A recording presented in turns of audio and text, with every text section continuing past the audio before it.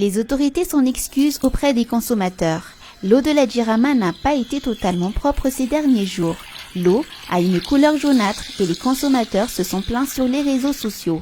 La faute, selon les autorités, à une panne au niveau du filtre à Manchester, mais aussi à des pluies provoquées abondantes qui traînent avec eux des particules et saletés en tout genre. Les autorités promettent une amélioration dans les prochains jours.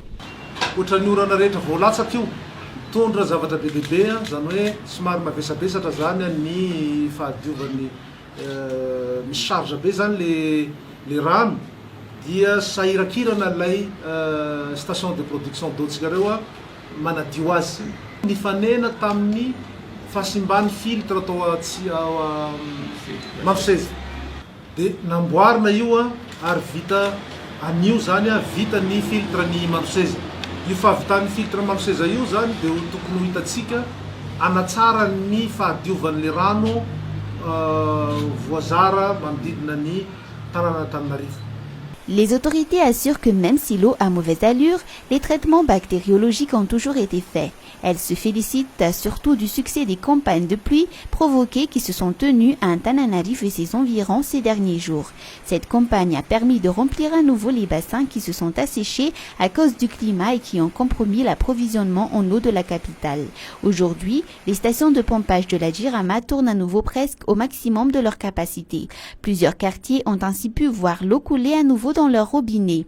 Pour les autres, il faudra encore attendre la fin des travaux de construction des stations de traitement d'eau environnantes. Efa quartier maromaro zany zao no misitraka ny rano ny 67 hectares na ny amin'ny centre ville no resantsika dia efa hitatsika ny vokan'izay. Misy ny quartier zay faritra zany zay mbola sahirana eo anivon'ny famatsiana rano raha ny any lafy sy sabotsy namena fotsiny ohatra no tanisantsika eto ary rehefa vita somatsara zany le station farany ery Bohipanja mbola misy anankiray any Mandrosoivato io station de traitement cotonnerisé dia mino isika fa tsy tokony izy intsony zany ny quartier na faritra anankiray zay sahirana eo amin'ny famatsiana rano. Malgré les efforts entrepris, le changement climatique dû à la dégradation de l'environnement perturbe gravement la saison des pluies, estime le ministère. Les pluies provoquées à Fianarantsoa une fois passées, la sécheresse s'installe à nouveau. Le ministère prévoit ainsi de procéder à de nouvelles opérations de pluie provoquées dans cette région.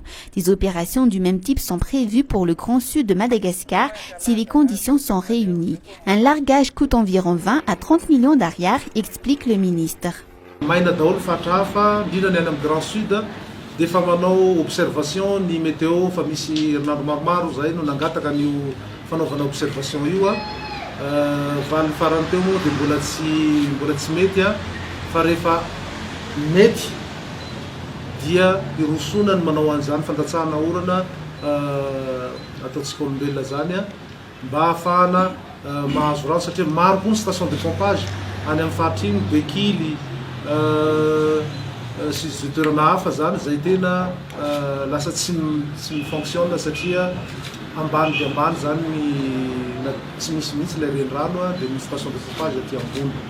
Io resaka ora isidina l'aéroplane fa le fanaovana observation tsy andaovantsika vola ny météo no manao an'izany le produit anaovana azy koa tsy dia lafo loatra fa ny ofan'ny roplanina no tena ataontsika hoe vola lehibe zany manao an'izy io raha vao misita indray mandeha fotsiny nge roplanina indray anao dia efa mandoa 20 millions ariary 4-5 jours zay dia efa 100 millions ariary 150 millions ariary facilement.